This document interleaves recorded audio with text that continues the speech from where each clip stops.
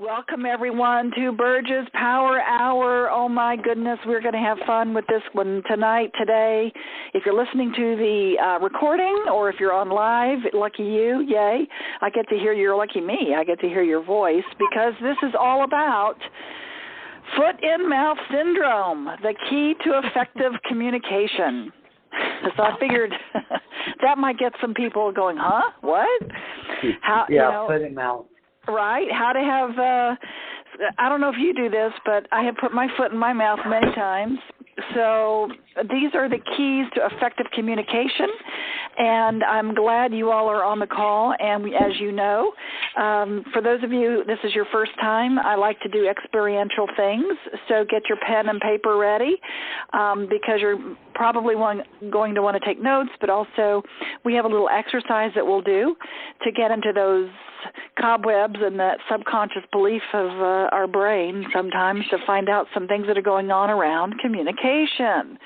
And we are talking about communication because this is the module we're in our Conscious Leadership Academy, which is all about communication. So we're doing essence of abundance, essence of relationships, essence of communication, and essence of leadership, and, of course, essence of being, and all the other programs and workshops that we do around the world. And I have to gloat for just a second. We launched our Conscious Leadership Academy in Liberia, Africa, last month or two, working with teenagers and adults, and I'll be leaving for Africa. Yeah, I'll be leaving for Africa next week, and I'll be in Tanzania working with some of the children in the orphanages there, helping them with some of my kids' programs that I do. So we're just, we're on 5 continents now as far as me putting my feet on the continents, but we have thousands of graduates from all around the world and people just like you. Aren't you excited?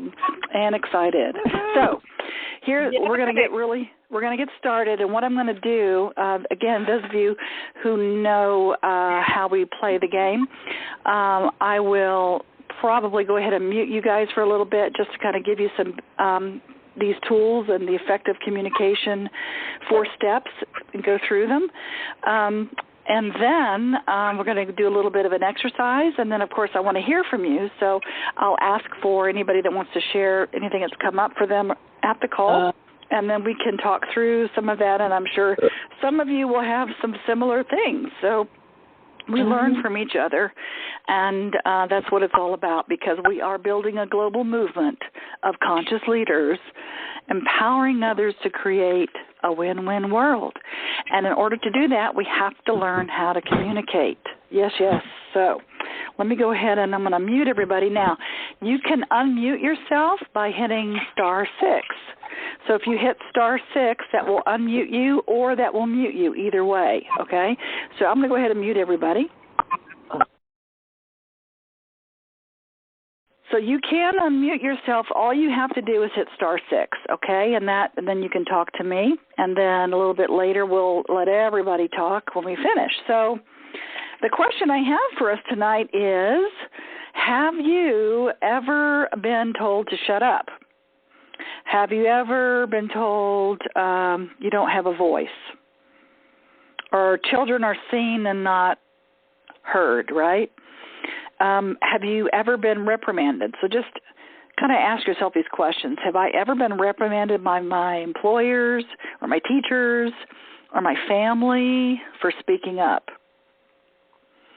Or have I been attacked for being bold, right? Going out there and saying, this is what I think and this is my truth.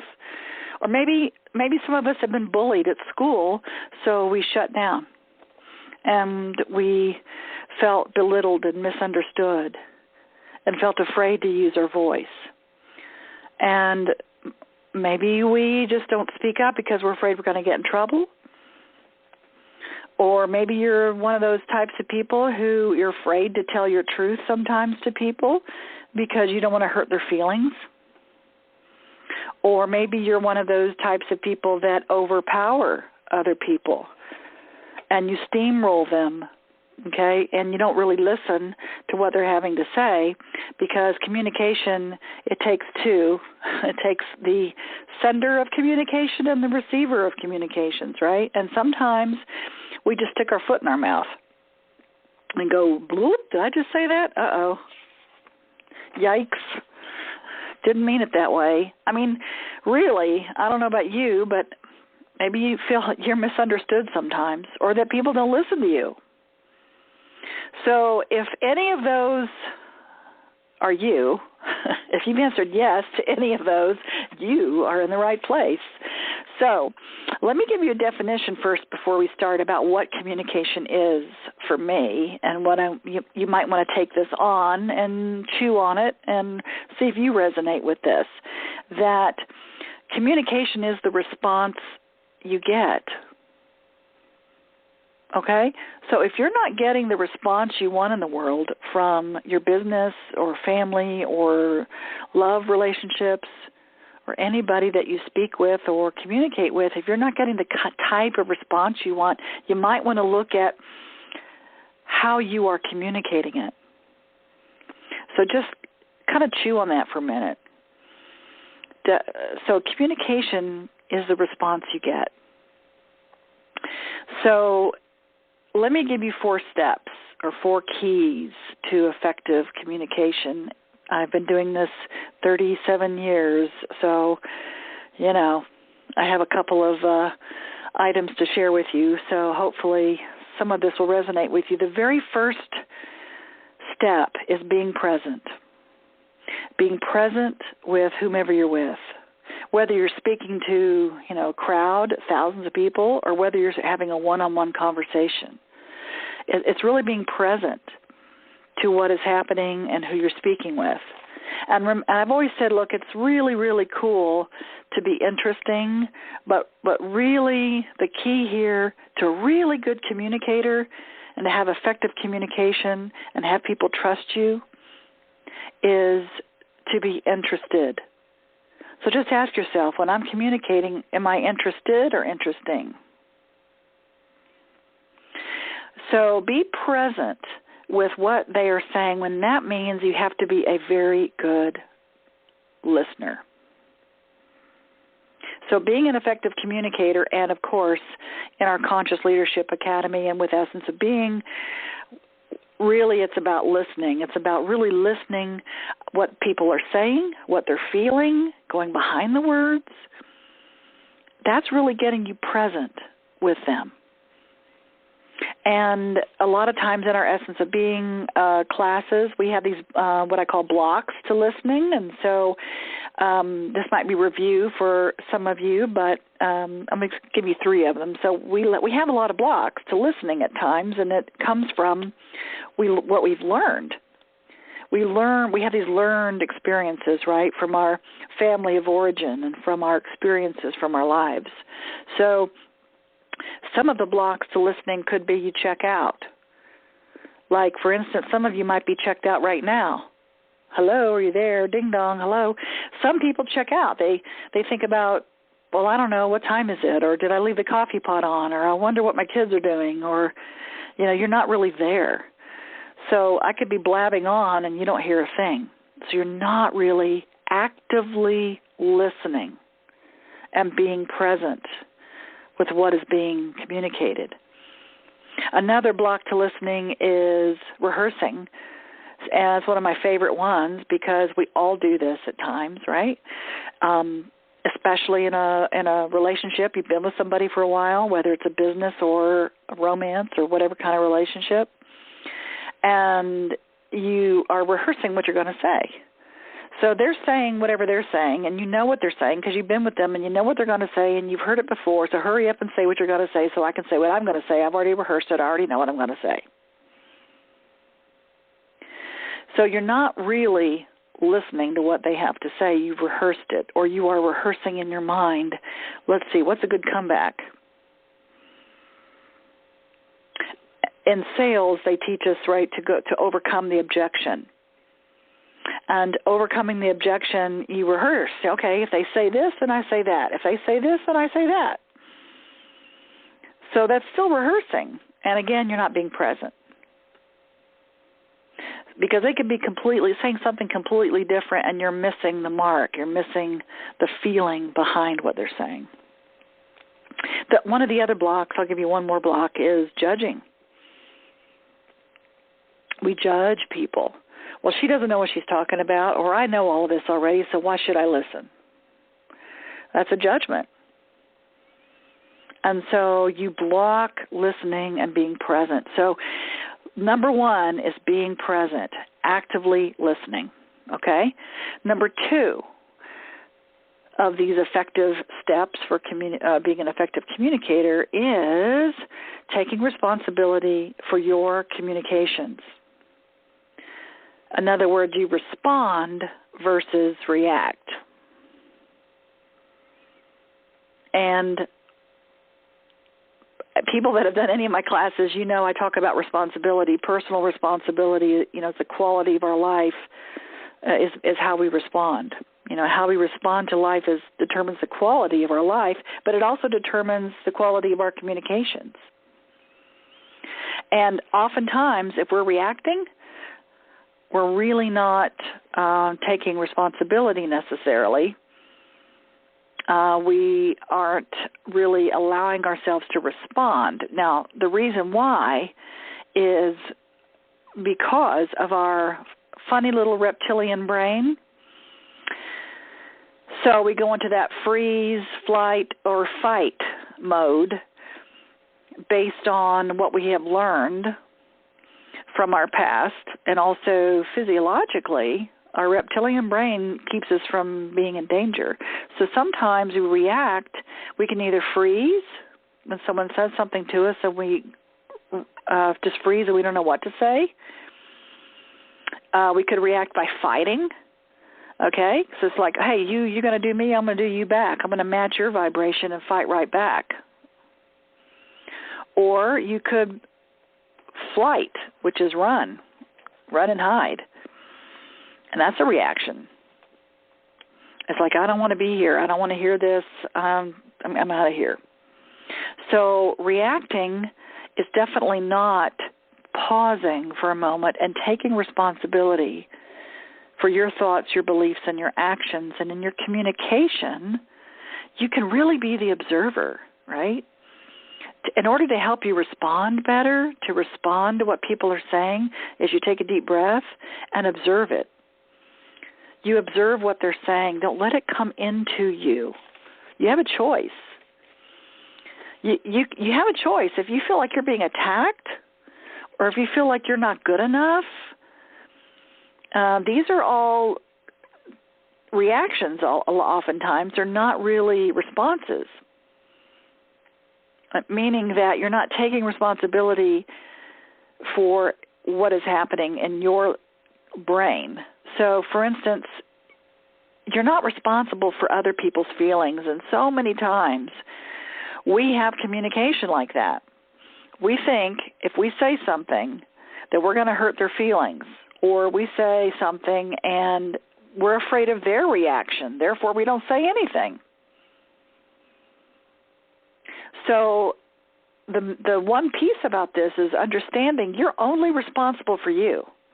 But take responsibility. In other words, don't blame anybody, don't shame yourself, and don't make excuses and justify. Because whenever you do that, whenever you blame somebody else for something or you shame yourself, you go run and hide and feel bad, or you start making excuses, I call that below-the-line behavior. Okay? Nothing changes. It's fight, flight, or freeze. Nothing really shifts or changes. You are not taking responsibility for your own communication. You want to go above that line and be authentic.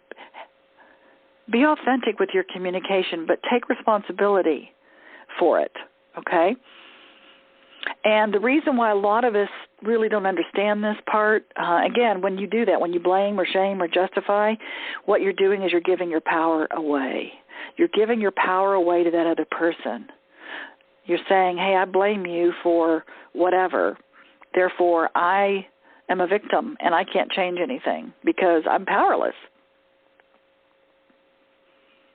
And I say this in the workshops all the time, right? We BMW, bitch, moan, and whine. And we can bitch, moan, and whine about something, but does anything really shift or change? Not really.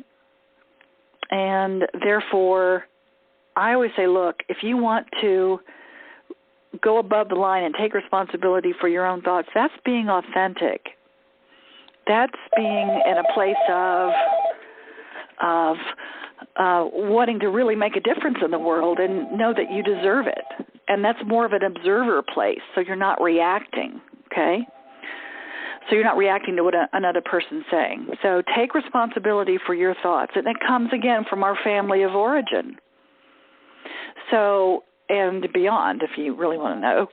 But our family of origin, it plays itself out over and over and over and over again. That's why we react. Think about when you were little. Our subconscious, we have these subconscious thoughts. It's our bubble talk is what I call it. Those of you who've never taken my classes, bubble talk is that subconscious thought that keeps you from getting what you want. It's that little voice in your head. It's the bubble above your head like in a cartoon character. And those are your subconscious thoughts. And that's the dynamic that plays out over and over and over again because we let people affect us in their communications. Think about your family of origin. You know, how did you learn to behave? How did you learn to communicate? And these old behaviors come up. We start getting reactive. We become 2 years old again. We start defending ourselves, or we don't feel good enough, or we're too afraid to tell the truth, or we become very codependent because we want everybody to be okay. Or maybe we want to enable people because that's what we learned. We don't want to provoke anybody. And I'm sure many of us have heard, do what I say, not what I do. You know, and so we take that on. Or maybe we felt ashamed or, like I said, bullied or judged when we were little. Therefore, that's our reaction, and that's our go-to subconscious place. And like, for instance, in my family, my subconscious places, my family would show their affection toward me through their communication, through making fun of me. So what I learned on a subconscious level as a little girl is that people that make fun of me love me. If you're making fun of me and belittling me, then that means you love me. And that's what love means. And that's sarcasm. And I call it, these days, I call it scarcasm because it really leaves a scar. Now, I'm very self-deprecating, and it's quaint, you know, but at times, you know, it gets old. If people keep making fun of me, it does trigger me, and it makes me feel, you know, I'm tired. You know, I get tired of it. It's like before I used to crave it. Make fun of me, that means you love me. But thank goodness I've learned over the years that, you know, that's not necessarily the case. It doesn't have to be that way. So I'm just giving you an example. Okay, step 3. Step 3 is create synergy. Create synergy. Synergy, the definition of that is the whole is greater than the sum of its parts. So in order to create synergy with someone in communication, we have to learn how to respect ourselves enough to speak up and respect that other person and have empathy. And we have to be willing to let go of control. Oh, no. You know, let go of the control that we think that we're controlling everything by what we're saying. So in order to trust just a little bit, okay, we have to trust a little bit in order to create cooperation and create synergy. So we have to let go of control a little bit in order to let ourselves trust enough to respect ourselves and respect that other person and have empathy, to learn how to cooperate and come to a consensus, okay? Now, let me kind of give you a definition of consensus because people get confused about what that means. I'm not talking about if you're in an environment where you're having an argument or you have a discussion and, you know, what's the word? Funny, this is about a communication and I can't think of the word. universe is so funny. Anyway, oftentimes we compromise. That's the word I'm trying to look up. We compromise. Are you trying to say the difference between consensus, feeling together, so you really are in synergy, or negotiating, where it's... Well, what I was saying is like a lot of times when if you're trying to create synergy, a lot of times people will give in and they compromise. But what I'm talking about is not necessarily compromising, because compromising means for some people it feels like you're giving in and you're still not being heard. So I'm going to give you a little, maybe a twist on it about what consensus is, okay? It's a decision process for making full use of all the available resources, and basically you agree to support the decisions together. You don't have to agree with each other. You can have differences of opinion, but a consensus means you come together to agree to support whatever conflict it is, to resolve it. Or another way to say it is commit to resolution. So instead of saying I'm going to compromise, I always say let's come to a resolution. Let's commit to having a resolution to whatever conflict is going on, or whatever disagreement, or whatever we're talking about. It does not mean you have to have complete unanimity. I never can say that. Complete unanimity. I'm having, this is really hilarious. Yeah, that word. Complete that word. Unanimity. That's not the goal. So the goal is to come together and create an agreement to support each other through consensus. So in order to do that and still have differing opinions, a way to create synergy and consensus is avoid arguing, okay? You don't have to, one person has to be right and the other person has to be wrong. You both can be right and commit to resolution. So do not assume that somebody must win and somebody must lose when your discussions come to a stalemate. Instead, look for the next most acceptable alternative. The other thing is to remember, do not change your mind simply to avoid conflict. Don't just that's really just copping out. Don't change your mind just because you don't want to avoid just because you want to avoid the conflict, and you want to reach an agreement and be harmonious. You can still be heard and tell your truth. So, because this is what happens when a dissenting person finally agrees, don't feel that that person must be rewarded by having his or her own way on some later point. Well, I'll give in this time, but you better let me have it next time. Because differences of opinion are natural and expected, okay? Disagreements can help together to have a group think.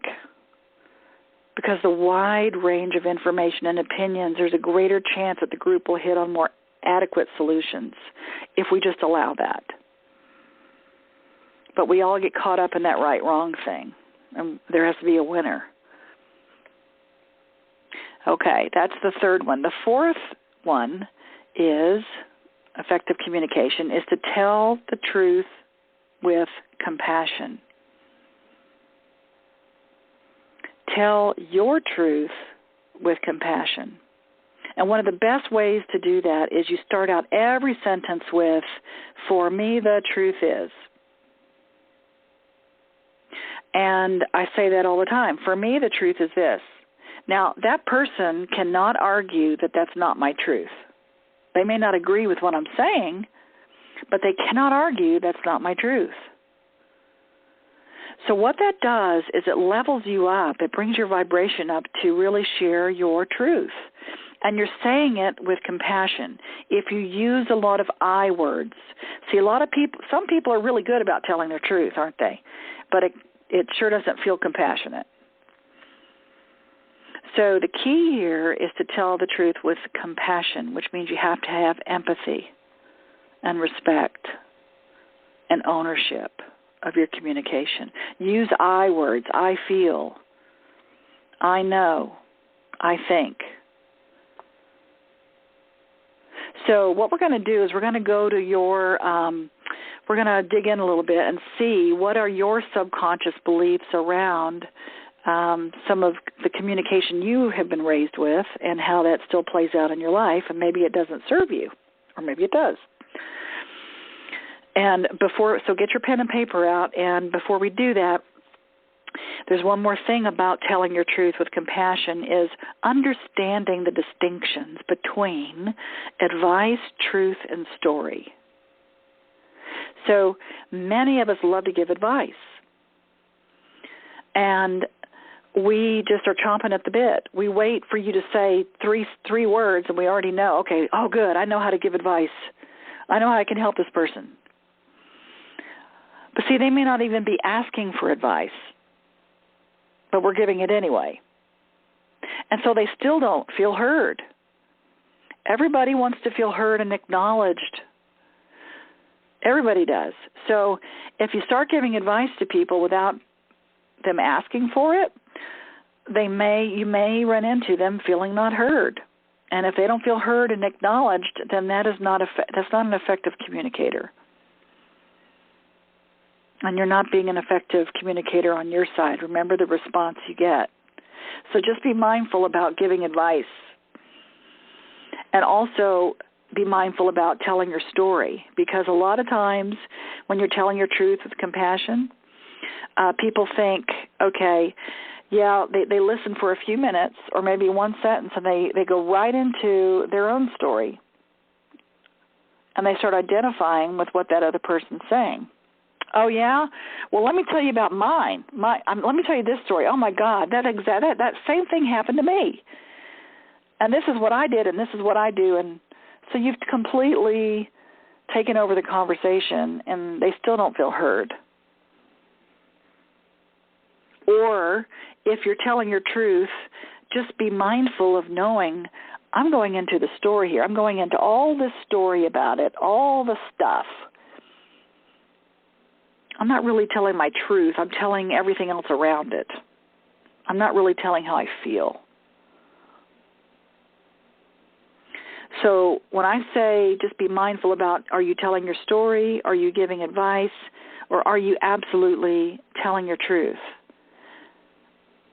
And telling your truth is very authentic and real. And you can do that with compassion. And by using those words, for me, the truth is, this is how I feel. I feel this way when you blah, blah, blah. Okay?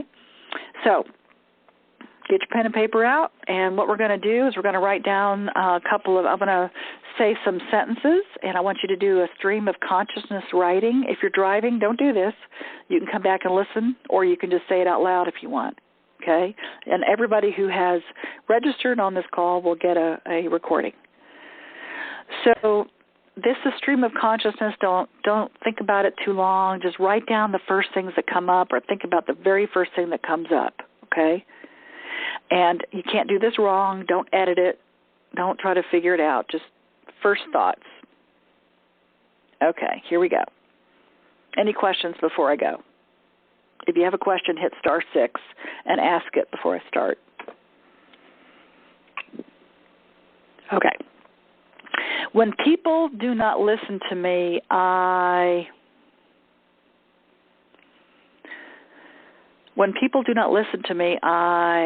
what?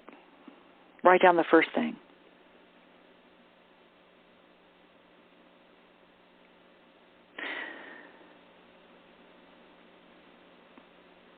The second one is, when I say something to people, they generally, what? when I say something to people, they generally fill in the blank.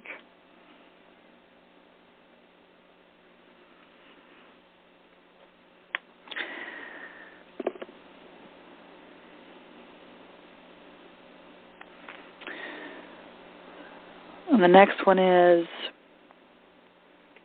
when my mom or your female caregiver, if you didn't grow up with your mom, this is when you're little, when my mom communicated to me when she was angry, when my mom communicated to me when she was angry, I would, what?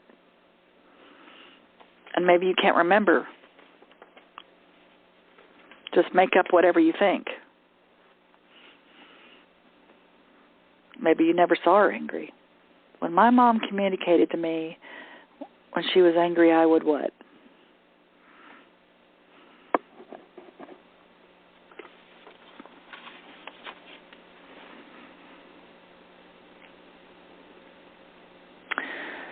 And the next one is, when my dad communicated to me when he was angry, I would what?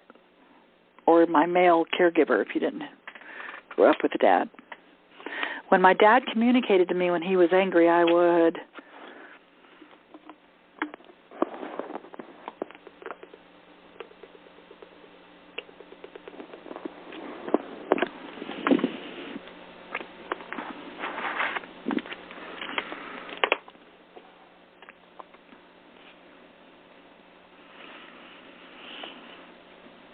The next one is, when I was angry at my dad, I would... When I was angry at my dad, I would...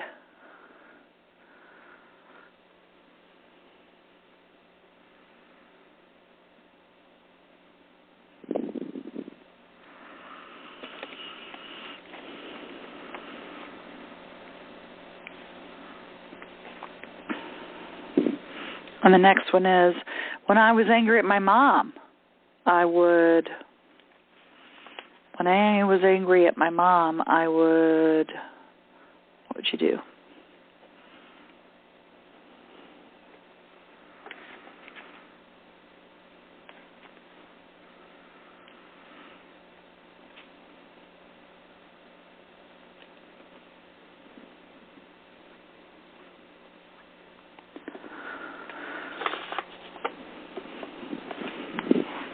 And the last one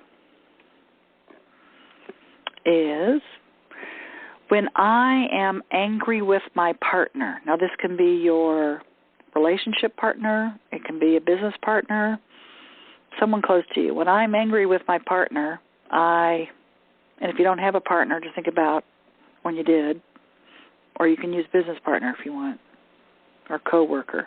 When I'm angry with my partner, what do you do?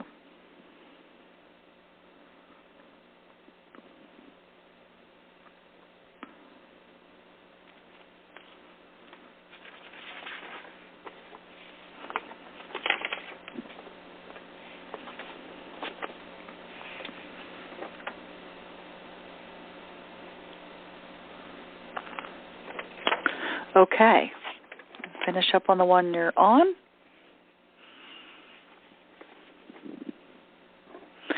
And if anybody want to see, just look through your answers and see if you see any patterns there.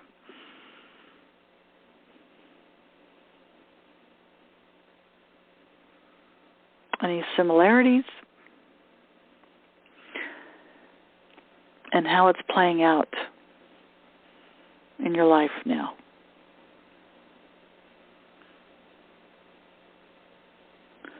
Does anybody want to share anything? Hit *6. Any ahas or...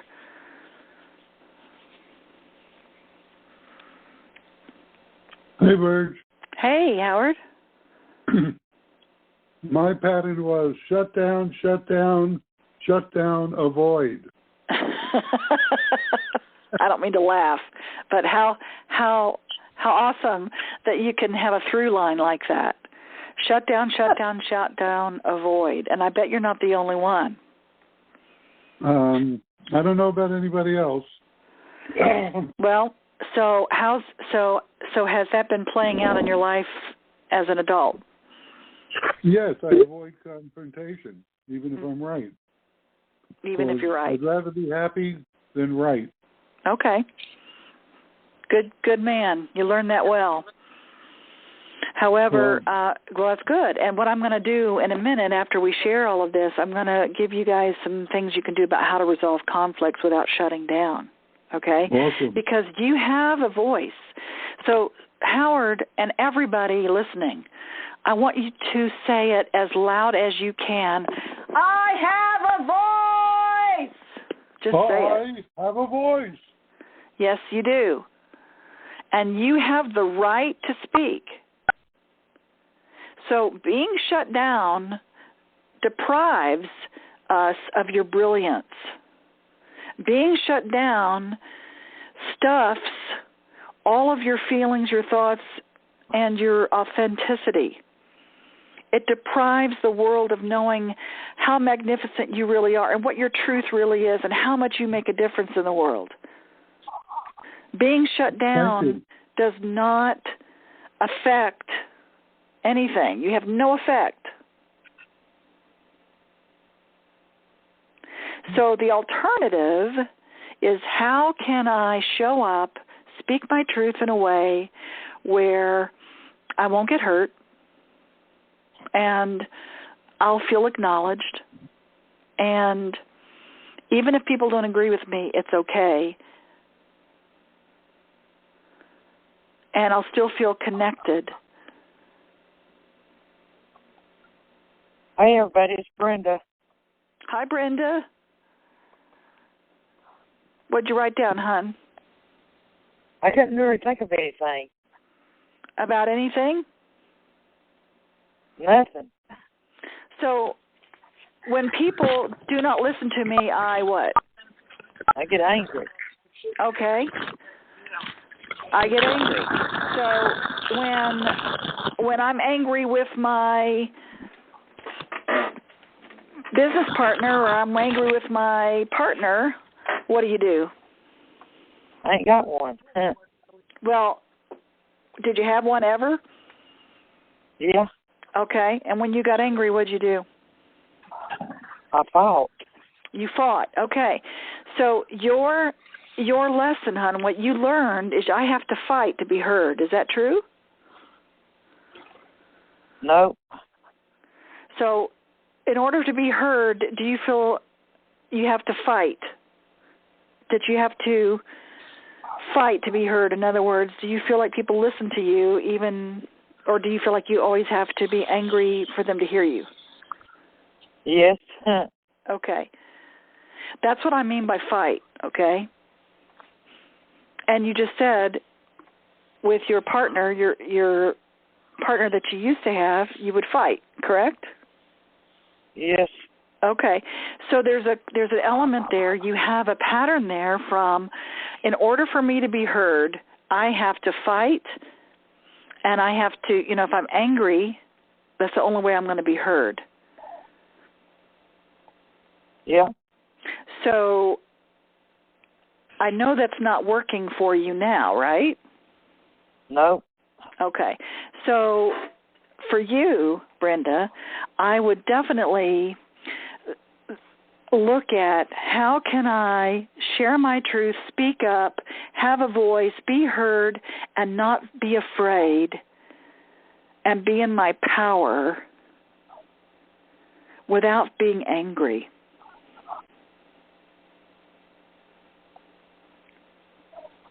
That people will listen to me because I deserve to be listened to. How would that feel? Be great. Yeah. So let's shift that, okay? Okay. All right, and you're doing it too, Beverly. You know, Brenda, you did it. I mean, at Essence of Being, you came and you started that process. So give yourself some credit, okay? Okay. You promise? Give yourself some credit that things are changing and shifting for you, okay? Okay. All right, honey, take a deep breath for me. Good. And just know, for anybody listening, if you have that same pattern, that's the fight, flight, or freeze. That's that reptilian brain. That's the part of you that's scared and afraid and wanting to be out of danger. And so for many of us, we feel like we're not heard unless we get angry. And when we get angry, maybe things are said that we don't really mean. Yep. Yeah. Okay, good. So, congratulations, you do have some things to say. See? You do have the right to speak, and you do have the power, and you do have the ability to tell your truth. So good job, Brenda, and good job, Howard. Thank you both for sharing. So whatever you wrote down, I want for everybody to please just look through and see if you can find a pattern and see how it's kind of come through and how it's affecting you in your life now. Because what I'm going to give you now is how to resolve any kind of conflict, okay? If you have any kind of conflict, to have more compassion in your life and resolve the conflict productively, okay? One of the ways to do that is to remember that you want to attack problems, not people. So if there's a challenge or a problem in your life, don't attack the people. Look at the system, look at the problem, look at the challenge, and resolve the challenge in a way with basically synergy, consensus, creating respect, letting go of control, learning how to say, for me, the truth is. Attack those problems, not the people. Because if you attack people, that it's not very productive. And whoever has background, is that you, Brenda? Are you still on? You can hit *6, hon. Huh? Hit *6 on your phone, please. Okay, wow. There's background noise. There you go. Thank you. And then another way that you can resolve conflicts productively is express your feelings and needs in a non-blaming way. Everybody has needs, and everybody has feelings. But if you share that and express it in a blaming way, people feel attacked. So again, express your feelings and your needs, but use I words. I feel, I think.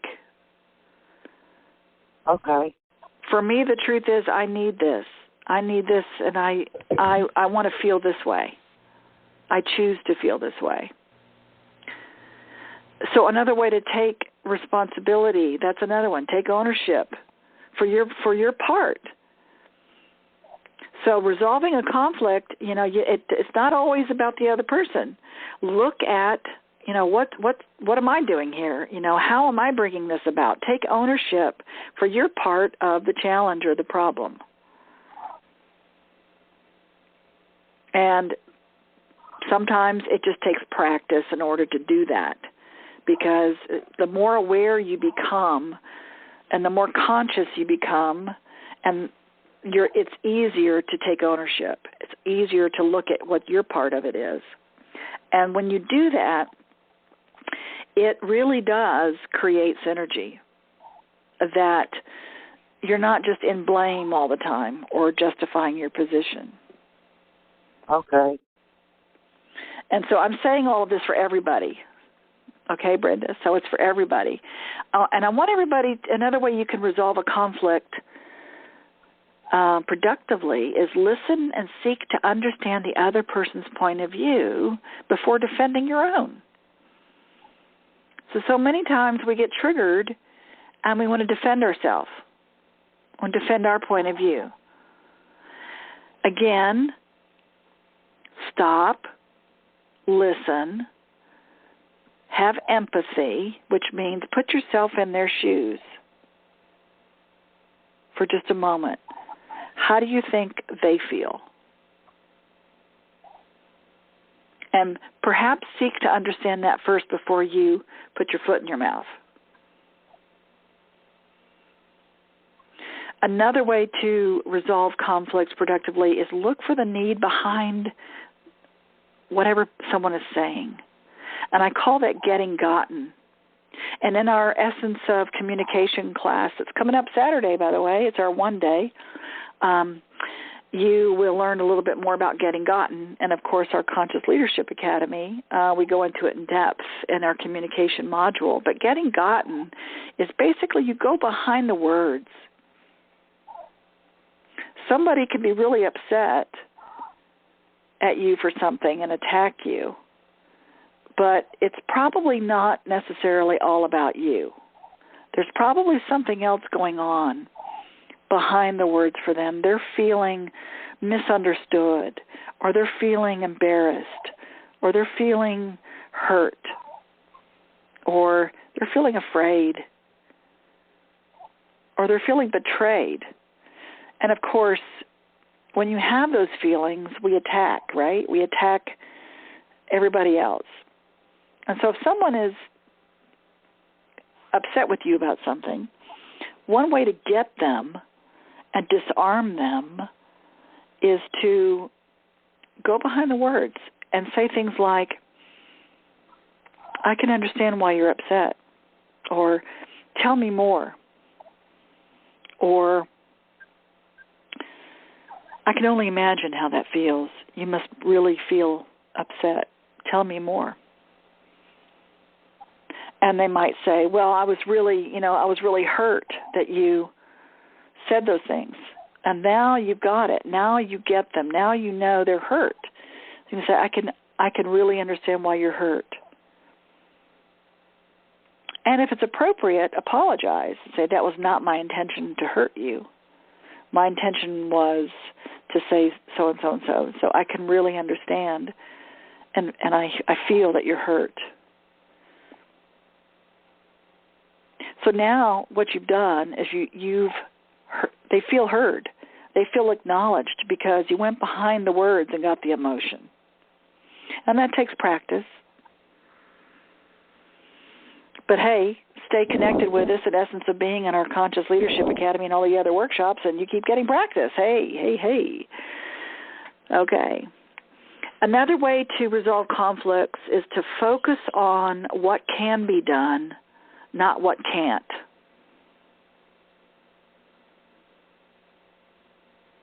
Too many times we focus on what can't be done. That just can't be done. I can't do it. And remember, in our Essence of Being classes, we always say, if I can't, I must. So if you find yourself saying, I can't a lot, say, I must. If you can solve the problem or the challenge and build the relationship, okay, that's how you can resolve conflicts. Solve the problem or the challenge and build the relationship. And be honest and respect yourself, because you have the right to speak, and respect their opinions. Have empathy for them and for yourself. Take ownership of your part in the communication. It's a two-way street. I know that many of us have always had a one-way communication. Do it because I said so. That's one way. It's my way or the highway. That's not very productive, and therefore it doesn't really open up any opportunity for us to really have an effective dialogue, does it?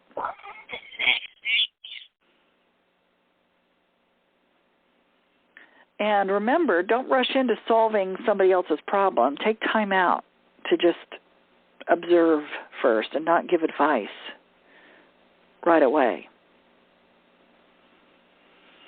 So a big criteria for this, remember, just have respect, empathy, and ownership.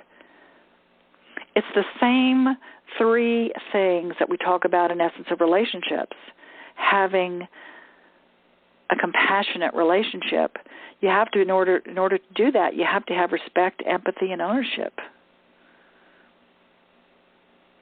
So one tool that I can give you to do is, if you feel like you have something to say, ask yourself these questions first.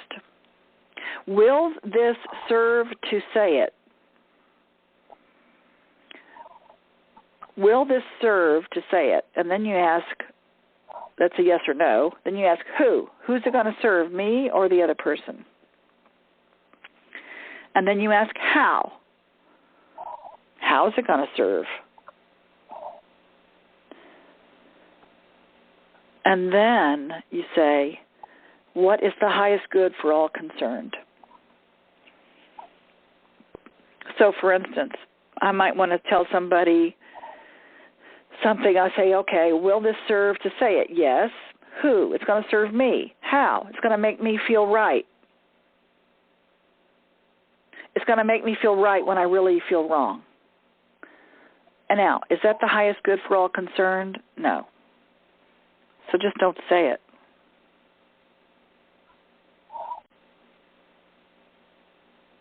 Because you've just answered yourself. I want to say something to make myself feel right when I really feel wrong. So again, ask yourself, will this serve to say it? Who will it serve? How will it serve? And is this the highest good for all concerned? And another tool that you can use is ask clarifying questions. If you're afraid to speak up, ask clarifying questions, and that's all you have to say. I have a clarifying question. And what that does is it puts the ownership of clarifying on the other person. In other words, if you feel stupid or you feel like you're not getting it or you're too afraid to ask a question about something or you don't understand, all you have to say is, I have a clarifying question. That is really powerful, because the person who's speaking now goes, oh, I wasn't clear. Let me be more clear. It really is empowering for both the listener and the speaker. So that's a great tool to use. And the other thing to remember about all of this, and then I'll have you share anything else that you want to share, is with effective communication. And again, we're doing our one day this Saturday. You can live stream it if you're not in Atlanta. And if you're part of our Conscious Leadership Academy, you'll have it videotaped, so you'll have it in your archives. And we're doing it again in December. But what we talk about again is, what is communication, and how do we show up in the world? Many of us only have 7% communication because that's the written word. If you text and email or Facebook, and that's the only way you communicate, or that's the way that you communicate a lot, you're only getting and giving 7% of the communication, which means that you can be very misunderstood. And I know you have been. And I know that you probably have misunderstood other people, because all you got was 7% of a text, and you read into it and think, oh, they said it this way. No, they didn't. So 38% of communication is tone. And what I always say is, pick up the phone and get the tone. Because you can really tell by someone's tone where they're coming from. There's less room to be misunderstood. Because I can say, pass me the salt. Or I can say, pass me the salt, honey. Sugar. In other words, you get the tone. Now, if I said that just in an email, you have no tone. And 55% is body language. That's why Zoom, Skype, and my personal favorite, in person. That's why I love to do live workshops, live experiences, because in person is where you get 100% communication. Body language is huge. 55%. And if you are not in front of somebody, you're missing 55% of the communication. So those are some tools and hopefully, some ways that you can resolve conflicts and you found out a little bit about your bubble talk, about your communication. Does anybody have any questions or want to share anything else? You hit *6. I have a question, Burge. Excuse me, it's Margie. Hi, Margie. This has been absolutely terrific, and I learned so much, and I want to take it from another point of view, if that's okay. Sure. I had tried owning my feelings and saying something, and on several occasions to one particular person, and the person went, they were shocked because I thought I was communicating through ownership. I feel I owned it, and it was a very difficult conversation, and the person reverted to type because they didn't believe that a real honest communication was being sent forth. And then I shut down. So what do you do when the other person doesn't respond and they go into control mode? So they did not believe that you were being authentic? Is that what you're saying? I don't think they believed it. I think they weren't ready for that because we had been in that old type of communication. Uh-huh. And so I was starting to communicate owning my feelings. Yes. And so what they got was they got scared. They got scared. Okay. Yeah. So they got scared, and so when you have someone that you're starting to open up and you're having an authentic dialogue and you're communicating heartfelt, okay? Some people don't know what to do with that because they have not, first of all, they don't know how to do it. Second of all, they're afraid to do it because of maybe in the past they've been hurt, so they don't want to, they'd rather just not do it at all, okay? So what you do, you have two choices. You can understand that they know that they are afraid, and you say that to them. And you say, and not be attached to what they say back, okay? You cannot be attached that they're going to open up or not. Once you get attached to that, that's when it can, like, kind of drive you crazy, right? Mm-hmm. So you can't be attached to their response. But what you can do is take responsibility for your response. And you can say to that person, I'm opening up to you now. I feel that I wanted to share all of this, and I can understand that you might not be, this might make you uncomfortable, and I understand that it might make you a little bit afraid to even go there, and I understand that. And it's okay. I just wanted to share. Now, what you've done, if you do that, that opens up a door. That basically calls them out without making them feel wrong. Does that make sense? It does. But since this happened twice, I'll share what happened on another occasion with the same person. I was attacked. Okay. And I shut down. And okay. I feel like it's hampering my progress because I feel like it sets me back. And wherein do you stop trying and exit? Because I'm bordering on exiting. I see. Well, it really depends. So we can have an offline conversation. I do private sessions if you want to go into it further specifically about that. But it really depends on the longevity or the connection that you have with that person. If you see that it's happening over and over again with other people, then you get to look at, I'm the common denominator. Why am I being attacked by opening up and sharing my feelings, if that's the case? So you get to look at, or is it just this very one person, this has never happened to me before? But the thing is, when you open up and you share your feelings and you be authentic, it's the intimacy, it's the intimacy that scares people. So that means that they have a lot of things that they're trying to keep down and hide, because they're afraid, or maybe they don't even know. So what do? You have choices. You can love them, appreciate them for where they are, and send them appreciation because that always raises your vibration. In other words, you can appreciate them for where they're at, and they're afraid of the intimacy. And you do not have to put yourself in that position of allowing it to come inside. You can just be an observer and say, wow, every time I open my mouth and share something with this person, they attack me. That doesn't feel good, and I'm not allowing that anymore because I don't deserve it. And you can even say that.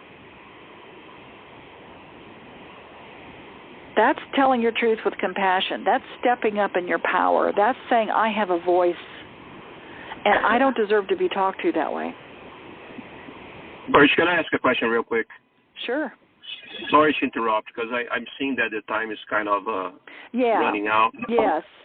Real quick, Birch, this is Harold. I decided for everything that I've done in the workshops with you, and I decided that, like Mr. Howard, it's better be happy. I decided to be happy than confrontation. As you know, I'm Latin, I'm Brazilian. And I've been living much, much better when I decided that. Do you think that when we decide, especially at work, the work environment, I prefer be happy than confront, than argue, or, anything else, happiness. I decide to be happy. Do you think that this being always like that demonstrates a little bit of weakness? In the Latin world, I can understand why you would think that, and it's not just in the cultural worlds, because sometimes in the culture that you're raised with, sometimes that does come across culturally, or you've learned that from your past about weakness, okay? And in business, certainly, men in business, women in business, it can look like that to some people, but as long as you're demonstrating happiness, people are going to say, I want to be like that guy. He's always happy. So you attract people to you that are of like mind, okay? So the more that you're happy and the more you don't allow it to come inside of you, and you don't allow it to make you wrong, and you don't allow it to affect you, and you're just holding your shape and you're holding your integrity, and you're saying, you know what, I'm happy with what's going on. Now, and you demonstrate that, and people want to be with you because of the way you're feeling, that's great. But if there's absolutely something that you feel is going on that you really want to speak up about, that's when you want to stand in your power and say, this is how I feel. This is not what I want to do right now. This is not working for me. Is there another way that we can work this out? So those are the times, because it depends, right? It depends on what it is. I mean, if you're trying to save a child's life, you're going to do whatever it takes, and your instinct takes over, right? And you know that you're right by saving that child's life. You're not going to stand there and just be happy about it. So there are different distinctions on that, and you will know the difference of when to say and tell your truth, but you can do it with compassion. You don't have to do it with confrontation. And if people take it as a confront, or if people take it as a weakness, or if people take it as an attack, that's what you get to look at. Because remember, communication is the response you get. So it doesn't have to be weakness. It just depends. But I personally feel like if you're demonstrating happiness and you'd rather be happy than right, that's going to make you just feel a lot better and live longer, don't you think? Absolutely. Excellent. Okay, these are great, you guys. I'm so excited for you guys. I'm going to unmute everybody here for a second. And I'm going to tell you one more thing, so I just announce everything here. Let's see.